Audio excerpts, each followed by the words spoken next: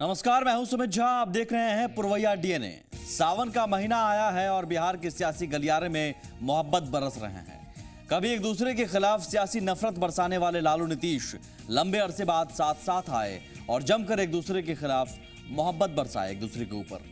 मसला सीटों के बंटवारे का हो या साझा रैली करने का, हम साथ साथ है का राग अलापा गया, लेकिन ये साथ कब तक रहेगा, इस सवाल के जवाब के बारे में पत्रकारों को सोचने की नसीहत दे दी गई। वैसे लालू नीतीश की मोहब्बत में मुलायम सिंह यादव को भुला दिया गया, जिस पर मुलायम की पार्टी के नेता ने सख्त तेवर दिखा दिए हैं। उधर कांग्रेस का हाथ क्या नीतीश के साथ साथ लालू के साथ भी होगा, इस पर सस्पेंस बना है। साझा रैली में राहुल लालू के साथ मन साझा करेंगे, इस सवाल के जवाब के लिए अगली प्रेस कॉन्फ्रेंस तक का इंतजार करने को कहा गया है। लेकिन हम आपको बिना इंतजार करवाए शुरू करते हैं आज का पुरवैया डीएनए।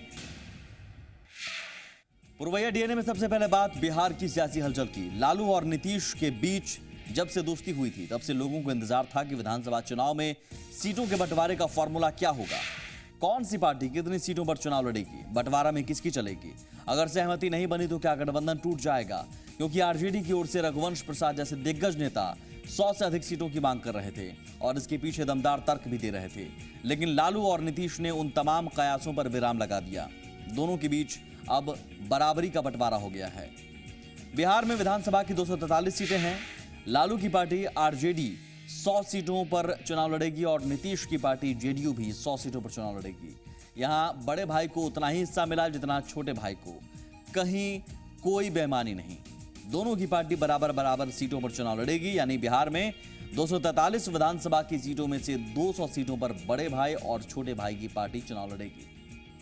यानी इन तस्वीरों को देखने के बाद कहा जा सकता है बिहार विधानसभा चुनाव के लिए महागठबंधन के बीच सीटों का बंटवारा हो गया है। जो फॉर्मूला तय हुआ है उसके मुताबिक आरजेडी 100, जेडीयू 100, कांग्रेस 40 और दूसरी सहयोगी 3 सीटों पर चुनाव लड़ेगी। तीसरी सहयोगी के बारे में बताया जा रहा है कि वो एनसीपी हो सकती है। नीतीश कुमार ने लालू और कांग्रेस नेता सीपी जोशी के साथ जो संयुक्त पीसी की, उसमें उन्होंने इसके संकेत भी दिए हैं। आइए अब नीतीश कुमार का बयान भी सुन लेते हैं। और इस सहमति के आधार पर 100 सीट राष्ट्रीय जनता दल, 100 सीट जनता दल यूनाइटेड और 40 सीट कांग्रेस लड़ेगी। हम लोगों को इस बात की उम्मीद है कि अन्य दल जैसे एनसीपी हम लोगों के साथ आएंगे। सीटों के बंटवारे के ऐलान के साथ महागठबंधन के नेताओं ने मजबूती से मैदान में उतरने के संकेत भी दे दिए और अपने इरादे भी जाहिर कर दिए कि विरोधी उनको हल्के में ना लें।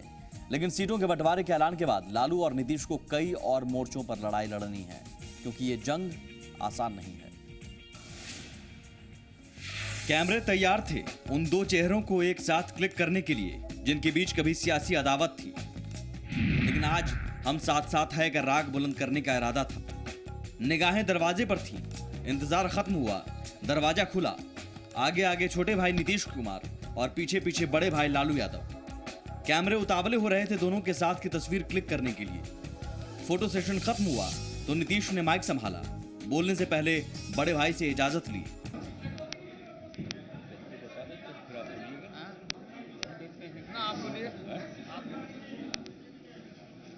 बड़े भाई की इजाजत मिलते ही नीतीश ने वो ऐलान किया जिसका सबको इंतजार था। 100 सीटों पर जेडीयू और आरजेडी लड़ेगी, जबकि 40 पर कांग्रेस और 3 सीटों को अन्य दलों के लिए छोड़ा गया है। और इस सहमति के आधार पर 100 सीट राष्ट्रीय जनता दल, 100 सीट जनता दल यूनाइटेड और 40 सीट कांग्रेस लड़ेगी। बाकी दलों के लिए सिर्फ 3 सीटें छोड़ी गई, जिसमें समाजवादी पार्टी भी है। नाराजगी की आहट भांपते हुए नीतीश ने बाकी दलों को भी साथ आने की अपील की, लेकिन समाजवादी पार्टी का भी नाम लेने के लिए लालू ने याद दिलाया। हम लोगों को इस बात की उम्मीद है कि अन्य दल जैसे एनसीपी हम लोगों के साथ आएंगे। तो और आप सब लोग जानते हैं कि पहले से ही हम लोगों की सहमति एक राष्ट्रीय स्तर पर बनी है समाजवादी पार्टी और अन्य कई दल हैं, जनता दल एस और फिर इंडियन नेशनल लोक दल, समाजवादी जनता पार्टी, इन सभी दलों के साथ तो सहमति एक राष्ट्रीय स्तर पर बनी है। और फिर लगे हाथ नीतीश ने ऐलान कर दिया कि 30 अगस्त को एक मंच पर साझा रैली के जरिए एनडीए को जवाब दिया जाएगा। गठबंधन की तरफ से संयुक्त कार्यक्रम करने का निर्णय लिया है और पहला कार्यक्रम महागठबंधन का संयुक्त कार्यक्रम पटना में होगा। 30 अगस्त को पटना के गांधी मैदान में बिहार स्वाभिमान रैली का आयोजन किया गया है। बारी अब बड़े भाई की थी। माइक थामते ही लालू ने पहले साथ साथ होने का राग अलापा। बहुत लोगों के मन में बात कुदल रही थी, हंड कर रहे थे कि लगता है कि महागठबंधन में कहीं दरार है, पट नहीं रहा है लोगों का। यह प्रयास अभियान Bharatiya Janata party RSS party जो प्रशस्ति हासिल किया है अफवाह फैलाने में, ये रोज प्रचार करते थे लोग। ये लोगों का लगता है कि ये तो जनता दल परिवार और कांग्रेस पार्टी के साथ जो सहमति बनी, लगता है कि जो सीट उठ नहीं बांट पाएंगे, विचार नहीं होंगे, लगता है कटास है सब। तो हम एक हो करके और एकता का संदेश पूरे गांव में सब जगह चला गया है, सब जगह। और फिर साथ होकर 30 अगस्त को बीजेपी के खिलाफ हुंकार भरने का ऐलान किया। जितना भी रैली हुआ है, रैली जो नरेंद्र मोदी जी का रैली हुआ, फूहर रैली, फूहर भाषा, फूहर बातों का इस्तेमाल उन्होंने किया, तो उसका इकट्ठे जवाब हम लोग गांधी मैदान में देंगे 23 तारीख को। और हम लोग अपील करते हैं सब लोगों से, कार्यकर्ताओं से, लोगों से कि चोट सोनार का एक चोट मारेंगे हम लोग लोहार का, मतलब ये रैली के माध्यम से स्वाभिमान रैली। जाहिर है प्रेस कॉन्फ्रेंस के जरिए दोनों नेताओं ने साथ होने का संदेश देने की कोशिश की, लेकिन ये साथ कब तक रहेगा, इस सवाल पर नीतीश जाते जाते पत्रकारों को जवाब ढूंढने की नसीहत दे गए।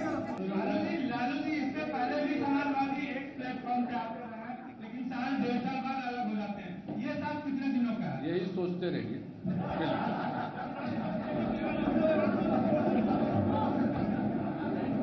साकेत कुमार, जी मीडिया, पटना।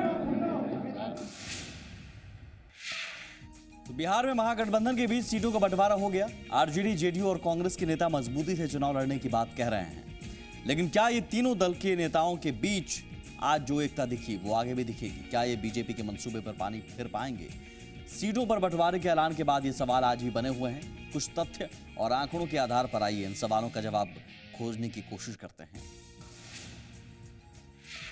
लालू और नीतीश के बीच बराबरी का बंटवारा हुआ है। अगर चुनाव के बाद महागठबंधन को बहुमत मिल जाता है और लालू की पार्टी आरजेडी को जेडीयू के मुकाबले ज्यादा सीटें मिलती हैं, तो लालू के सुर बदल सकते हैं, क्योंकि लालू का कुछ दिनों पहले बयान भी आया था कि बीजेपी के रथ को रोकने के लिए उन्होंने जहर का घूंट पिया है। अगर ऐसे में लालू चुनाव के बाद नीतीश से 20 साबित हुए तो वो नीतीश के सामने कई शर्त रख सकते हैं, जिसमें सीएम पद पर आरजेडी की दावेदारी, मंत्रिमंडल में ज्यादा सीटों की मांग शामिल हो सकती है।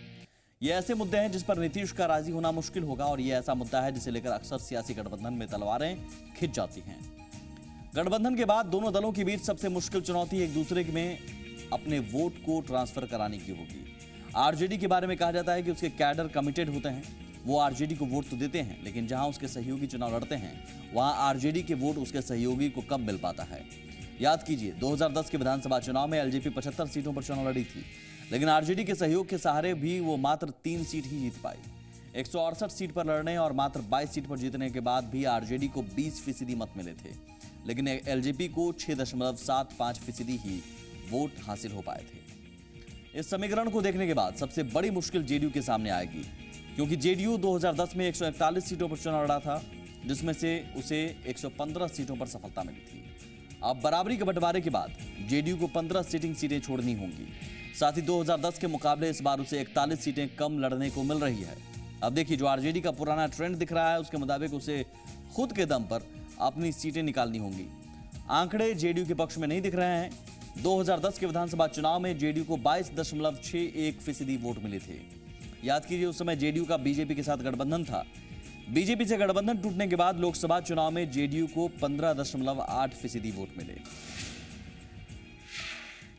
यानी आंकड़े बता रहे हैं कि बराबरी के बंटवारे के बाद लालू गेन करेंगे और नीतीश लॉस। अगर इसके बाद लालू की पार्टी को नीतीश की पार्टी से ज्यादा सीटें मिलती हैं तो लालू एक बार फिर बिहार में ताकत बनकर उभर सकते हैं, क्योंकि विश्लेषक कुछ ऐसा भी कह रहे हैं कि फिलहाल लालू के सितारे गर्दिश में चल रहे हैं। न सिर्फ 2005 और 2010 के विधानसभा चुनाव में उनकी पार्टी को करारी हार मिली, बल्कि 2014 के लोकसभा चुनाव में भी आरजेडी 4 सीट से आगे नहीं बढ़ पाई। हालांकि ये सब सियासी कयास हैं जिनकी हकीकत चुनाव के नतीजों में ही सामने आएगी, लेकिन 100 सीटों पर चुनाव लड़ने के बावजूद आरजेडी के लिए भी चुनावी चेहरा नीतीश कुमार ही होंगे। यानी चुनावी सभाओं में जो वायदे नीतीश करेंगे, आरजेडी को समर्थन देकर उनकी पुष्टि करनी होगी, और तब जेडीयू बखूबी कह सकेगा कि नीतीश मॉडल ही बिहार के लिए कारगर है। मतलब ये कि आरजेडी को पृष्ठभूमि में रहकर अपनी भूमिका निभानी होगी और महज औपचारिक तौर पर लगभग हर बार महज मुहर लगानी होगी, शायद वैसे ही जैसे नीतीश कुमार के साथ रहकर बीजेपी को करना पड़ रहा था। एक छोटा सा ब्रेक लेंगे हम। ब्रेक के उस पार बात मलेरिया की।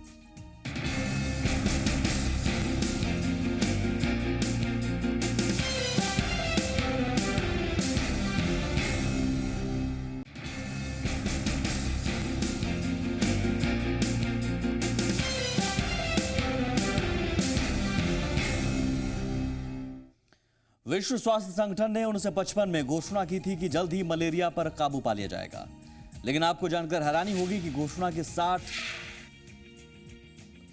साल बाद भी दुनिया भर में हर साल लगभग 22.5 करोड़ लोग मलेरिया से पीड़ित होते हैं और उसमें से 8.5 लाख लोग मर जाते हैं।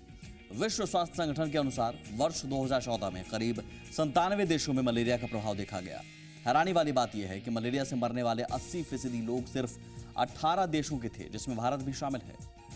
भारत मलेरिया के खतरनाक जोन में आता है। हमारे देश में हर साल मलेरिया से करीब 20 लाख लोग पीड़ित होते हैं, जिनमें से हर साल करीब 30,000 लोगों की मौत मलेरिया के कारण हो जाती है। WHO के आंकड़े के मुताबिक 2013 में भारत में मलेरिया से 28,000 लोगों की मौत हुई। आंध्र प्रदेश, महाराष्ट्र, मध्य प्रदेश, राजस्थान, छत्तीसगढ़, गुजरात, झारखंड और उड़ीसा में मलेरिया के सबसे ज्यादा मामले सामने आते हैं। इस घातक रोग पर काबू पाने के लिए भारत सरकार ने 1953 में राष्ट्रीय मलेरिया नियंत्रण कार्यक्रम लागू किया था, जिस पर सरकार हर साल करोड़ों रुपए खर्च करती है। मलेरिया को रोकने की दिशा में हो रहे प्रयासों का ही नतीजा है कि वैश्विक स्तर पर इसके मरीजों की संख्या धीरे धीरे घट रही है।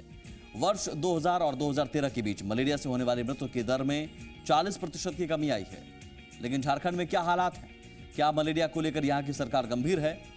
क्या मलेरिया को रोकने के लिए चलाई जा रही सरकारी योजनाएं यहां धरातल पर उतर रही हैं? पहले एक रिपोर्ट देखते हैं, फिर चर्चा करेंगे।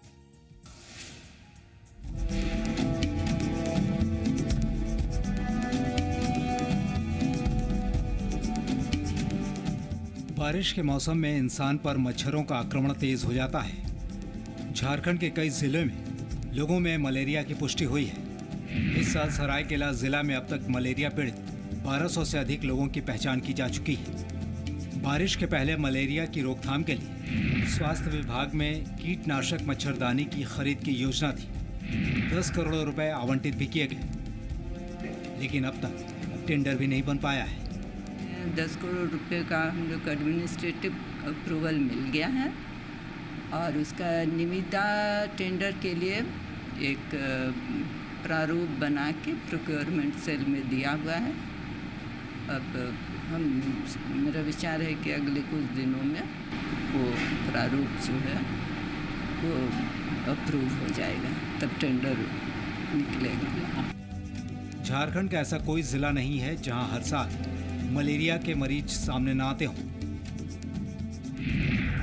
लातेहार, गोड्डा, गिरिडीह, सिमडेगा और पश्चिमी सिंहभूम मलेरिया को लेकर अति संवेदनशील क्षेत्र है। यहाँ हर साल मलेरिया से हजारों लोग प्रभावित होते हैं, जिसमें सैकड़ों की मौत हो जाती है। लेकिन राज्य सरकार को इन आंकड़ों से कुछ लेना देना नहीं। इस साल मलेरिया से बचाव के लिए 33 लाख कीटनाशक मच्छरदानियां खरीदी जानी थी, लेकिन अभी तक एक भी मच्छरदानी खरीदी नहीं गई। 5 API जो जिला है उसके लिए हम 33 लाख मच्छरदानी का मांग किए हुए थे, जिसमें कि 9 लाख DG हेल्थ GOI देने की सूचना उन्होंने दिया है कि हम 9 लाख हम देंगे। तो बाकी जो बच गया था उसको हम लोग को खरीद करनी थी। हैरानी वाली बात यह है कि झारखंड के स्वास्थ्य मंत्री रामचंद्र चंद्रवंशी को इसकी थोड़ी भी जानकारी नहीं। अब तो आज आपके द्वारा हमको विभाग द्वारा मालूम नहीं क्या किया है लोगों ने। बाकी अभी आपने कहा है हम फाइल सही है कि क्या बात है, कितना अलॉट हुआ है, हम कल फाइल मंगावेंगे। अगर जो सही होगा उचित हम तुरंत कार्रवाई करेंगे, जनहित में कार्रवाई करेंगे। मच्छरों के काटने से मलेरिया होता है, लेकिन यहाँ के सरकारी सिस्टम के काम को देखते हुए कहा जा सकता है कि मच्छर से नहीं, सरकार आपके काम से डर लगता है। अविनाश कुमार, जी मीडिया, रांची। मलेरिया का फैलाव पहाड़ी और वन क्षेत्रों में ज्यादा होता है। ऐसा देखा जाता है कि विकास परियोजनाओं जैसे खनन, कृषि, वानिकी, सड़क और बांध निर्माण जैसी परियोजनाओं में लगे लोग इसके ज्यादा शिकार होते हैं। अब झारखंड के भौगोलिक स्थिति को देखिए तो ये पूरी तरह से मलेरिया के लिए अनुकूल है। यहाँ पहाड़ी और वन दोनों हैं। इसके अलावा यहाँ खनन, सड़क और बांध निर्माण की कई परियोजनाएं भी चल रही हैं और उनके पास रहने वाले ज्यादातर लोग मलेरिया से पीड़ित पाए गए हैं। लेकिन इसके बाद भी सरकार का जो रवैया है उसे देखते हुए कहा जा सकता है कि यहाँ की सरकार मलेरिया को लेकर गंभीर नहीं है। आगे बढ़ते हैं हम। अच्छे इंस्टीट्यूट में पढ़ना किसी भी स्टूडेंट का सपना होता है। जिनके पास पैसे होते हैं उनका ये सपना हकीकत में बदल जाता है, लेकिन जिनके पास पैसे नहीं हैं अब उन्हें भी घबराने की, निराश होने की जरूरत नहीं है। बैंक उन गरीब छात्रों के सपने को पूरा कर रहे हैं। आज हम आपको बताएंगे स्टूडेंट बैंक से कैसे लोन ले सकते हैं और लोन लेने के पहले किन किन चीज़ों की ज़रूरत पड़ती है ताकि लोन लेने में उन्हें कोई परेशानी ना हो।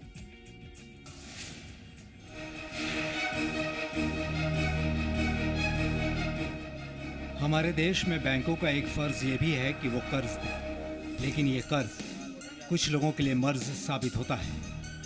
अगर ऐसा नहीं होता तो लोन कैंप का नज़ारा ऐसा नहीं होता।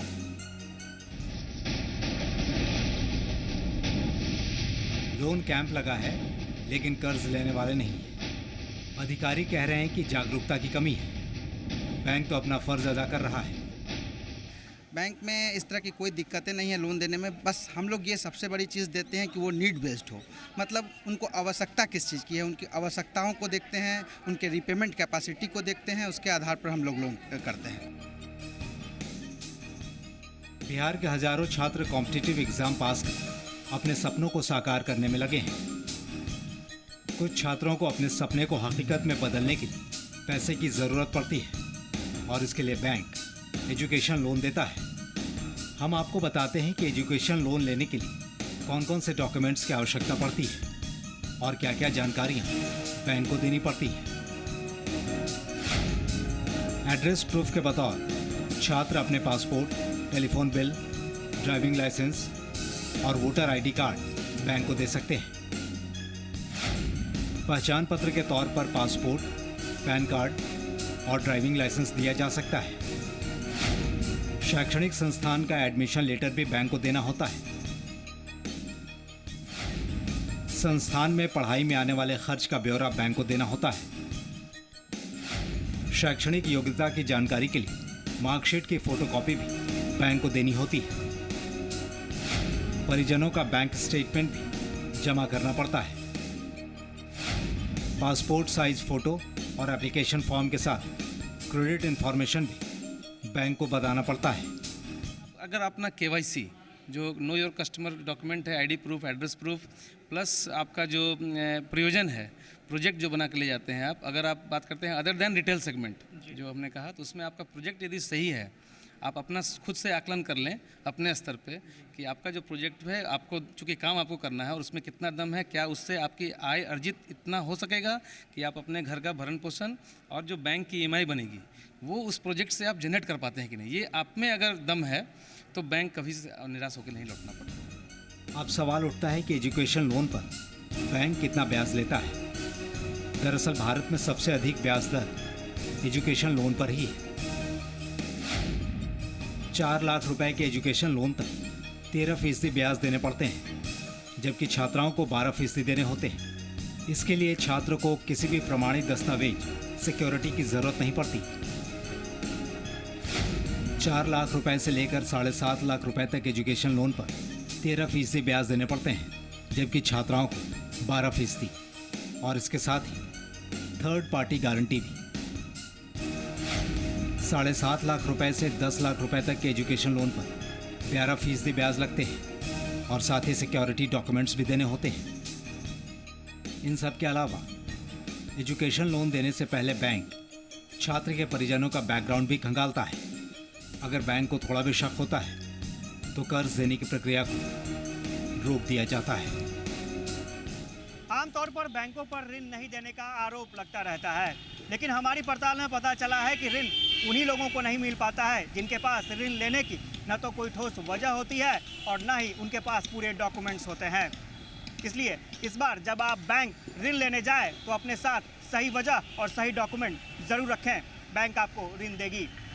कैमरामैन राजेश के साथ आशुतोष चंद्रा, जी मीडिया, पटना। पूर्व एडीएनए में बस इतना ही। नमस्कार।